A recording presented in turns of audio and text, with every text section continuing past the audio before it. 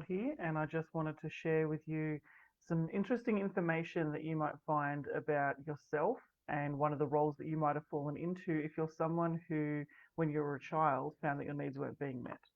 So when we're born, when every person is born on earth, they need to have their needs met. They need specific needs met. They need to be feeling like they're significant. They need to feel like they're loved, and they need to feel like they're connected.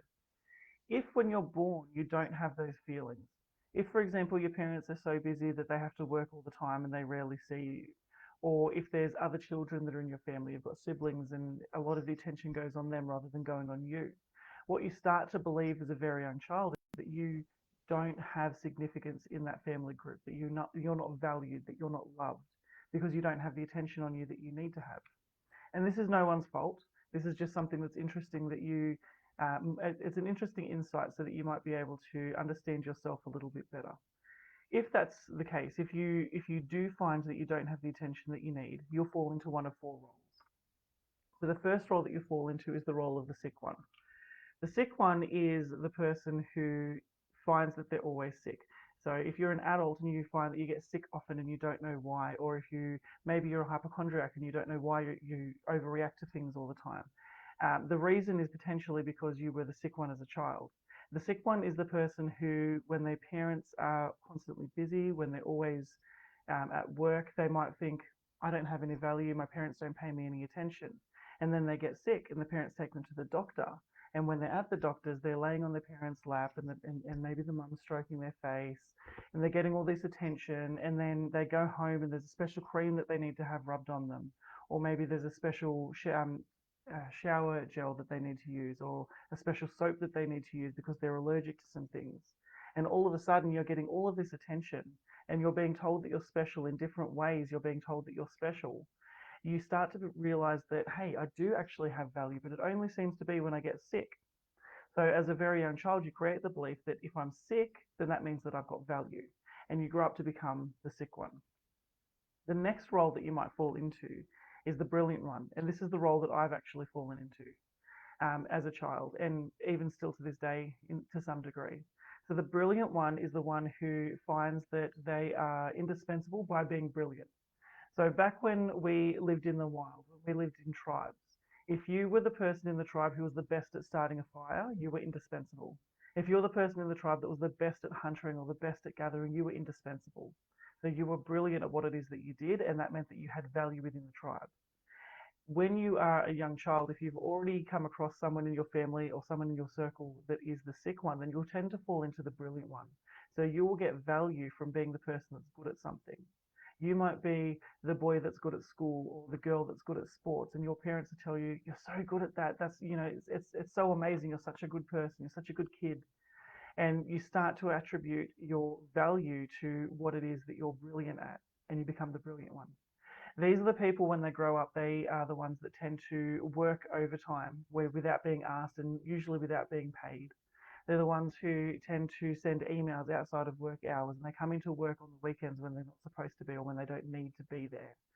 They're the people who are always giving, giving, giving, and they find value in being the best.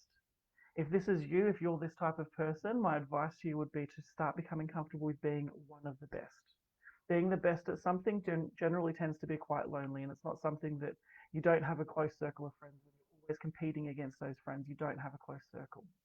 So it's better to become one of the best than it is to be the best. If those two roles have already been filled in your family group, in your circle, if there's already someone who's the sick one, there's already someone who's the brilliant one, the next role that you might fill is the carer. And the carer has a similar driver to the second role. The carer has a similar driver to the brilliant one in that they need to be indispensable to the family group. They need to be indispensable to the tribe. So they're the ones that start to take care of other people. They're the ones that will take care of the sick one. They're the ones that will take care of their parents. If their parents are an alcoholic, then they're the ones that will go in and they'll look after their parents because they just can't get out of bed for some reason. They're the ones who, when they grow up, they get into careers that are caring careers. They become teachers or they'll become personal trainers, they'll become coaches, they'll become therapists, they'll become nurses, they'll become doctors. These are people that want to care for people. The carer is also someone who is constantly out of balance. They're always the one that's giving, they're never receiving. They're always giving care, they're never receiving care because they find that their value comes from giving that care to other people. The carer is also someone who you'll see them at a party, off in the corner, always giving advice to other people, always giving their time, freely giving their time. They might be a PT who, because they've got so many clients that have come through the door, they've skipped lunch for the last several weeks because they take on all of the clients and they put their clients' needs first rather than putting their needs first.